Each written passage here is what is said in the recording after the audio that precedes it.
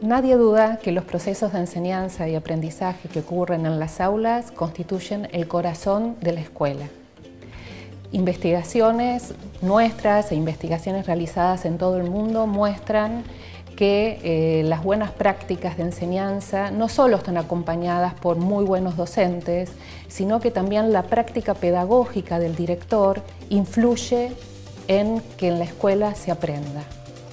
No obstante, es habitual escuchar a mis colegas directores decir que esta es la dimensión pedagógica de su tarea, es la que le presenta el mayor de los desafíos. Las otras dimensiones de su trabajo, cuando se tienen que ocupar de cuestiones institucionales, comunitarias, administrativas, ocupan un tiempo que no siempre dejan espacio para su práctica pedagógica. Esto es hasta paradójico porque lo central de la escuela es la enseñanza, el director debería ocuparse de lo central de la escuela y muchas veces esto le resulta imposible. ¿Cómo se construye la dimensión pedagógica de la práctica del director? Una puerta de entrada posible es a partir de las observaciones de clase. Y estoy hablando tanto de directores de escuelas primarias como también de escuelas secundarias. El director tiene que construir un rol de asesor, de poder asesorar a sus docentes. Y cuando digo asesorar, no me refiero a capacitar. Me refiero a acompañar, a sostener las prácticas, a abrir espacios de diálogo, espacios de escucha, espacios para desnaturalizar lo que el profe ya tiene naturalizado. Y este es un espacio a construir entre el director y el docente. Posiblemente un director de una escuela secundaria no pueda hacer esto con todos sus profesores, pero va a tener que elegir un foco por donde empezar a trabajar y construir esta práctica de asesoramiento, que es la que va a generar algún tipo de cambio o algún tipo de mejora en su práctica. Muchas veces, hablando con directores, aparece como un gran temor a entrar al aula, un gran temor a la devolución que deberían hacer a los docentes, sobre todo si no pertenecen al mismo campo disciplinar.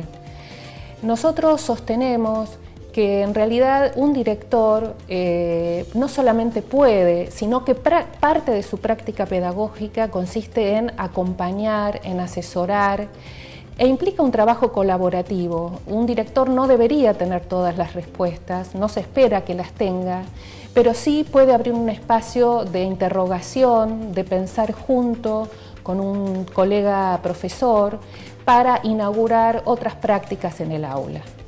¿Qué observa un director cuando observa una clase? Bueno, la observación es una práctica situada, va a tener que ver con muchas cuestiones ligadas a su institución, ligadas al docente que va a observar, a los estudiantes, o sea, no podemos generalizar demasiado. Sin embargo, hay algunas cuestiones ligadas a la observación, como podríamos decir básicas, que podrían estar presentes en todo acto de observación que realiza un director en su escuela. Por ejemplo, en primer lugar, observar qué ocurre con el contenido de la enseñanza. Nosotros sabemos que cada acto pedagógico incluye un docente, alumnos y cierto contenido a enseñar. Respecto de ese contenido, la información que circula en el aula tiene que ser clara. Ese es un requisito.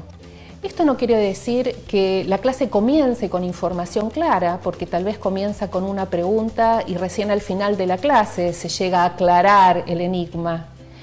Pero lo que quiere decir es que en algún momento de la clase tiene que quedar claro para los estudiantes qué se estuvo aprendiendo, qué se estuvo enseñando, sobre qué trató la clase. En nuestras investigaciones, muchas veces, cuando termina una clase, les preguntamos a los estudiantes, bueno, ¿y qué aprendiste hoy? ¿O qué te enseñaron? Y no nos pueden responder. O no saben bien de qué fue la clase. Esta cuestión de la información clara, no solamente respecto del contenido, sino también información clara acerca de lo que se le pide al estudiante que haga durante la clase. Parece una cuestión del sentido común, tal vez lo sea, pero no siempre la información clara está presente en una clase y sería una cuestión que el director debería observar. Un segundo elemento sobre el que el director podría preguntarse cuando observa una clase es acerca del sentido que tienen esos contenidos que se están enseñando para los estudiantes. Últimamente escuchamos a menudo hablar a los chicos acerca del sinsentido de lo que me enseñan en la escuela. Me aburro, no me gusta lo que me enseñan, no lo entiendo, no entiendo para qué estoy aprendiendo esto, para qué me lo están enseñando. Es un aspecto ligado a la motivación del estudiante. Aquello que se enseña debería tener alguna ligazón con sus intereses, con la vida de los jóvenes, con cuestiones relacionadas con el afuera de la escuela. No siempre en la escuela ocurre esto, no siempre en las clases hay una referencia a algo que le otorgue sentido a lo que se enseña.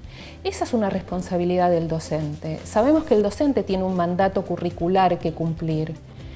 El currículum es ley dentro de la escuela. Hay algo que un docente de una escuela de gestión estatal o de gestión privada tiene que enseñar en determinado momento. Sin embargo, también el docente tiene espacios de libertad para planificar, pensando en sus alumnos, pensando en su grupo, pensando en el contexto. Es ahí donde la pregunta del sentido encuentra un lugar. O sea, creo que un trabajo importante del docente es cuando planifica y cuando enseña, pensar en el sentido de aquellos contenidos que enseña para sus alumnos. Un tercer aspecto que el director podría enfocar cuando observa una clase es qué tipo de interacción ocurre dentro del aula. ¿Cómo se da esa interacción? ¿Interactúa el docente con todos sus estudiantes? ¿Interactúan los estudiantes entre sí? ¿Se dirige solamente a un grupo y hay un grupo que siempre permanece aislado?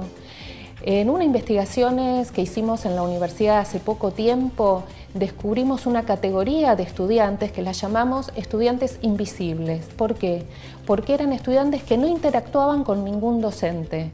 Ningún docente los reclamaba, les preguntaba, les pedía tareas, eran los que quedaban aislados. La interacción o la participación en clase es uno de los rasgos centrales de la inclusión educativa. Creo que es un rasgo esencial que un docente debe tener en cuenta cuando enseña y que un director debe tener en cuenta cuando observa en una clase. O sea, ¿qué tipo de interacción se da? Es una interacción que interroga sobre lo que el estudiante está aprendiendo. Es una interacción que solo ayuda a que el docente continúe con su enseñanza y solo pide una muletilla para avanzar con lo que quiere decir, porque en casi todos los casos se trata de un tiempo que no sobra y de un contenido que es demasiado abundante. Creo que preguntarse sobre la interacción ayuda a pensar una clase, le ayuda al directivo cuando trata de entender qué es lo que pasa en ese espacio y también en un momento posterior de devolución va a ayudar a pensar nuevas interacciones que posiblemente el docente no haya considerado en un primer momento. Otra cuestión central a tener en cuenta es en qué tipo de tarea académica están involucrados los estudiantes durante la clase. ¿Qué quiero decir con esto? El aprendizaje no ocurre a partir de lo que el docente le dice a un estudiante. Un docente se puede pasar temporadas hablando y los alumnos no aprendiendo. Un estudiante aprende a partir de lo que hace, a partir de una tarea planteada por el docente. Una tarea que desde la teoría se suele llamar tarea académica. Las tareas académicas pueden ser de distinto tipo. Y en general se categorizan en tareas de alta demanda cognitiva, por ejemplo, una resolución de un problema. Si un alumno está implicado durante el tiempo de clase en la resolución de un problema que le implique recurrir a contenidos nuevos para poder resolverlo, es una tarea muy interesante y muy fructífera. Una tarea académica puede ser una tarea de copia, que lamentablemente es habitual en las aulas. Otro tipo de tareas pueden ser las tareas rutinarias, que son aquellas tareas repetitivas, que muchas veces hasta ni tienen demasiado sentido para el estudiante y que en realidad suelen ocupar el tiempo de clase sin obtener a partir de eso un resultado interesante. Es muy importante que el director, cuando observa una clase, pueda entender qué tipo de tarea es la que involucra el trabajo del estudiante, porque esa tarea es la que va a predecir su desempeño posterior. Quien predice qué es lo que el alumno va a aprender no es lo que el docente dice en clase, es la tarea que el alumno hace en la clase. Otro aspecto a considerar es la retroalimentación que el docente brinda a sus estudiantes. Habíamos hablado antes de la interacción. Muchas veces esa interacción tiene como propósito que el docente haga devoluciones a los jóvenes, a los chicos, acerca de lo que van aprendiendo. Estas devoluciones son esenciales. La pregunta que se puede hacer ahí el director es: ¿el profesor realimenta la participación de los estudiantes? ¿Les señala sus errores? ¿Les marca sus aciertos? ¿Los alienta a seguir trabajando? Me parece que eso es un aspecto muy importante de la clase. A veces, por falta de tiempo, el docente no suele enunciar, digamos, este tipo de devoluciones, y sin embargo, para los jóvenes es muy importante escuchar la palabra del docente corrigiendo, alentando, premiando, marcando dónde se equivocó. Y creo que es parte esencial del proceso de enseñanza. Finalmente, una buena pregunta que se podría formular quien observa una clase es la siguiente: si yo fuera alumno de esta clase y hubiese participado de todas las actividades o tareas de las que participaron el resto de los estudiantes, ¿qué hubiera aprendido? Poder responderse a esa pregunta también le da al observador una muy buena información de qué pasó con el proceso de enseñanza y con el proceso de aprendizaje de los jóvenes. Nosotros pensamos que el espacio del aula no es un espacio privado del profesor con sus alumnos, que el director tiene como tarea ocuparse de la dimensión pedagógica de su tarea, y por eso es necesario que entre el aula y que ayude, que acompañe y que sostenga la tarea de los profesores.